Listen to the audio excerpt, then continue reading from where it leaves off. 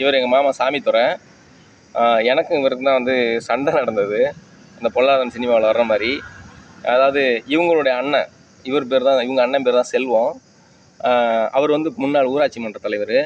இவருக்கு எப்படின்னாக்க, அதாவது நான் திருமணம் பண்ணியிருக்கேன், அந்த பொண்ணோட சித்தி நித்யா, இந்த பொண்ணை தான் வந்து இவங்களுக்கு கல்யாணம் பண்ணி கொடுக்குறேன்னு சொல்லி ரொம்ப வருஷம் வயசாகி போயிடுச்சு.